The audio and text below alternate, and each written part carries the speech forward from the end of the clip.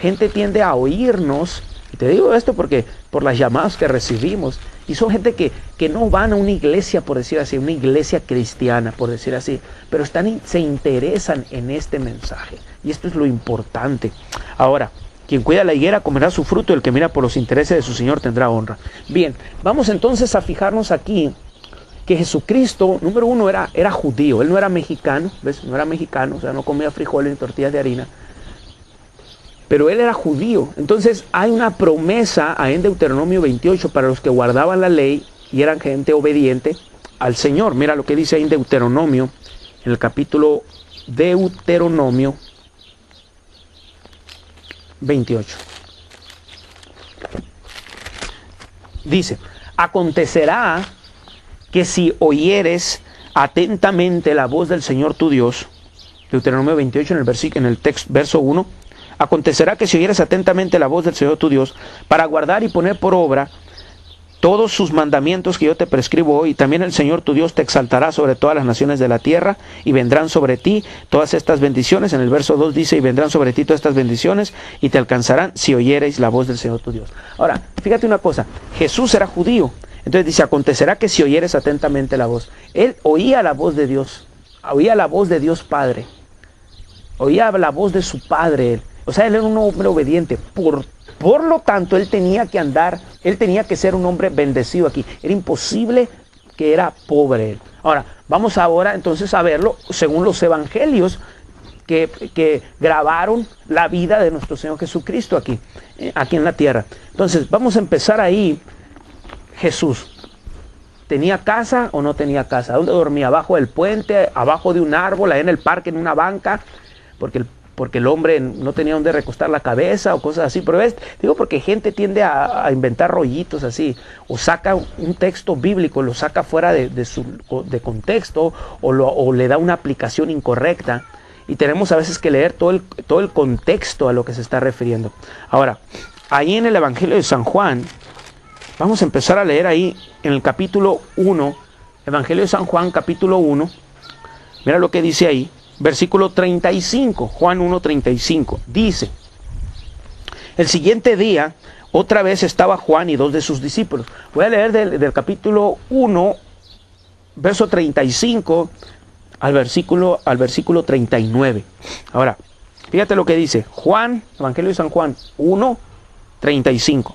El siguiente día, otra vez estaba Juan y dos de sus discípulos, y mirando a Jesús que andaba por ahí, dijo, he aquí el Cordero de Dios. Y le oyeron hablar los dos discípulos y siguieron a Jesús. Y volviéndose Jesús y viendo que le seguían, les dijo, ¿qué buscáis? Ellos le dijeron, Rabí, que traducido es maestro, ¿dónde moras? O sea, para parafrasearte toda esta historia, sí, estaba Juan el Bautista, estaban dos de sus discípulos ahí. Y Jesús andaba por ahí, ¿ves? Entonces, y dice en el 37,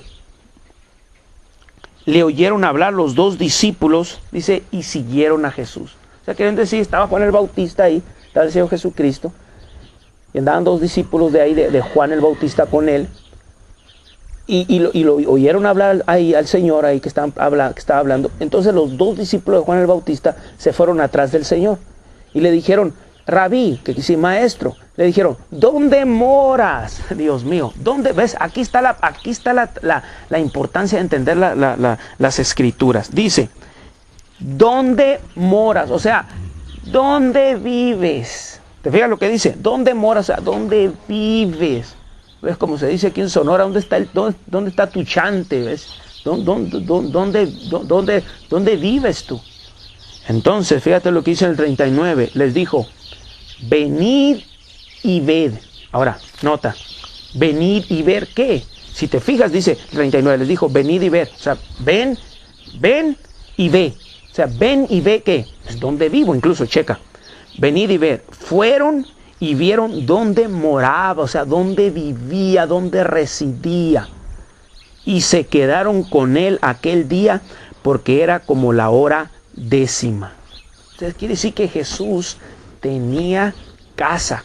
Yo sé que alguna gente religiosa está diciendo, pero ahí en Lucas dice que el Hijo del Hombre no tenía donde recostar la cabeza. Bien, este texto es fácil de explicarlo, sencillito. Pero primero tenemos que ver que hay textos que dicen que Jesús tenía casa. Entonces es muy importante, es muy importante entender estas cosas. Fíjate, vámonos a Mateo para ver algo ahí.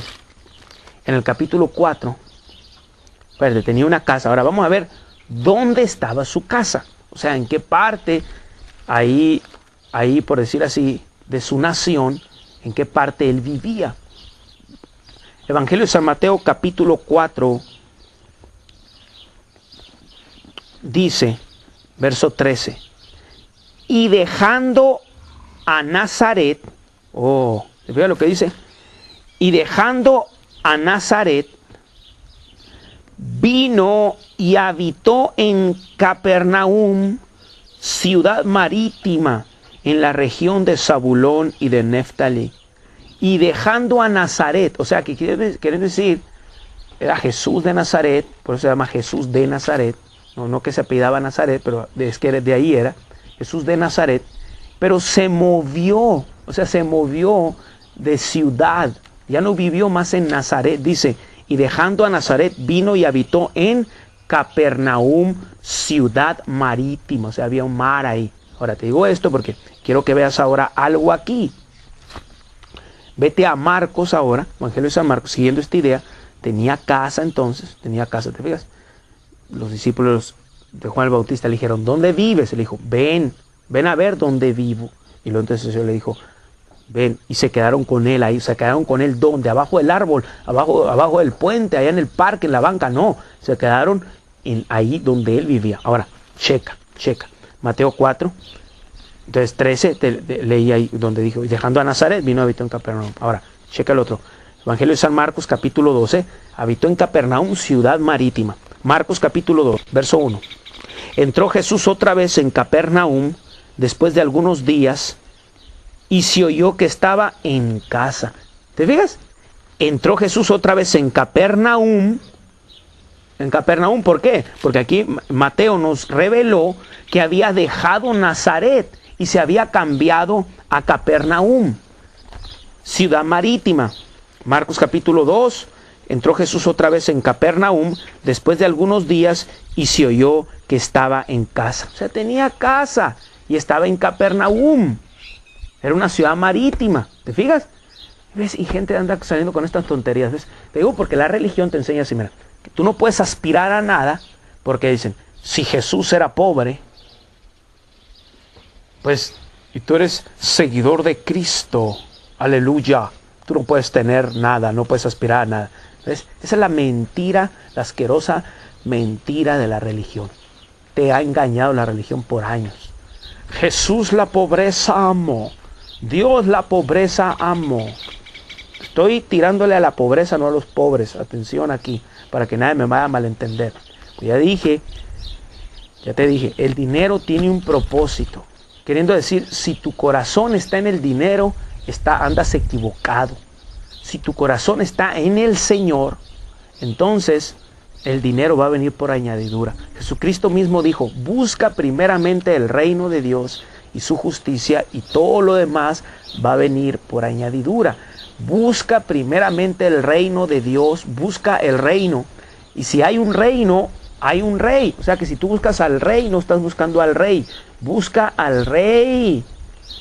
Busca el reino y su justicia. ¿Cómo opera? O sea, la manera de operar el reino. Y todas estas cosas te van a ser añadidas. Entonces, si tú buscas al Señor, o sea, en otras palabras, no busques el regalo, busca el regalador.